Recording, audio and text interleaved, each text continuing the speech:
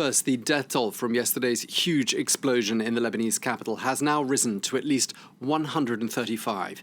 Dozens of people remain unaccounted for, and around 5,000 others are reported to have been injured. The blast is believed to have been caused by a fire at Beirut port, which ignited 2,750 tons of ammonium nitrate, which was left unsecured at a warehouse. Well, the governor of Beirut, Marwan Aboud, says that 300,000 people have been made temporarily homeless by that explosion, and he described the situation as apocalyptic. Indeed, that theme of the apocalypse was picked up on by the Lebanese newspaper L'Orient du Jour, which used the apocalypse as its headline this morning. Well, horrific images have been shared on social media capturing the blast and the aftermath, and the country's Prime Minister Hassan Diab has vowed that those responsible will be held to account. Well, on that note, ministerial sources say that the Lebanese cabinet has agreed to place all officials who've overseen storage and security at Beirut port since 2014 under house arrest. That's until responsibility can be determined. Meanwhile, hospitals that were already stretched to their limits by the coronavirus are struggling to cope, and in some cases, they've been forced to turn many of the injured away. Well, France 24's correspondent Leila Molana-Allen joins us now from Beirut. Leila, just bring us up to speed on the latest progress with regard to the massive search and rescue operation underway there in Beirut. It's still ongoing, and you can still hear ambulances behind me rattling around now. Of course, there's a major issue here in Lebanon, which is that firstly, the hospitals are really struggling to cope. They already had been before this happened, partly because of the COVID-19 problems with hospitals becoming increasingly full. We were actually talking about that just before the explosion yesterday. The public hospital in Beirut saying that they were nearly full with cases, but also because of this economic crisis that's been ongoing, hospitals not being able to get the equipment and supplies that they need.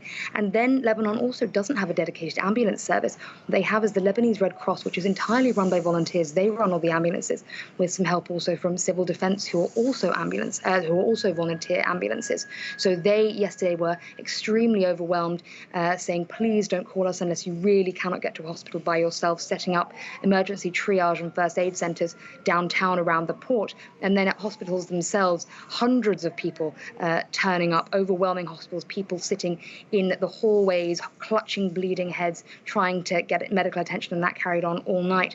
Still that search and rescue operation today, because of course so many buildings have collapsed around the port that it's very difficult to know who may be under that rubble, and they're doing their best, but they simply don't really have the manpower and the equipment that is necessary. And foreign donors have been saying, including France, that they're going to send in some teams to help with this operation. But of course, the longer it's left, the more likely that it's less of a rescue operation and more of a body search operation.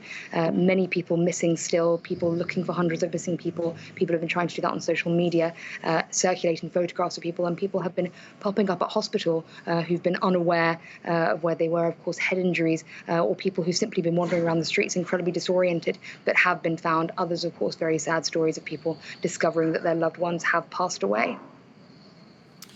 And a two-week state of emergency has been declared by the Lebanese government. What's the point of that? What will that help them to achieve?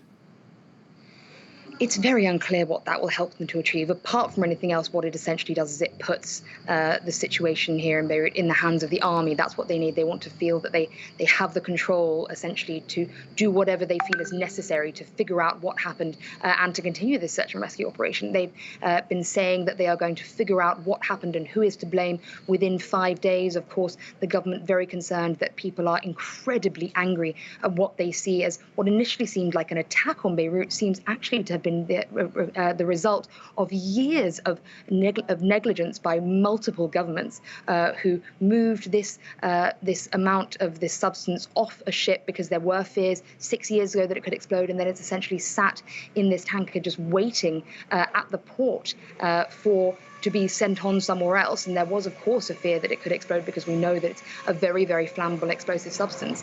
So people feeling that the government is responsible for so many deaths, such destruction in Beirut, the government very, very keen to have a finger of blame to point. And yesterday and this morning, the social media hashtag was going around saying execute the head of customs in Beirut. So much finger pointing going on, and it looks like this 2-week state of emergency will partly be used to try and figure out who is responsible, but also to try and encourage foreign countries to bring in donor aid and try and figure out how, without the port, they are going to get people first the emergency supplies they need in this disaster relief situation, but then beyond that, the food and supplies they need that usually would come in through the port, and the items that have now been lost that were burnt in that enormous fire. Okay, well, thank you very much indeed for bringing us up to speed. Our correspondent in Beirut, Leila Molana-Allen. Thank you.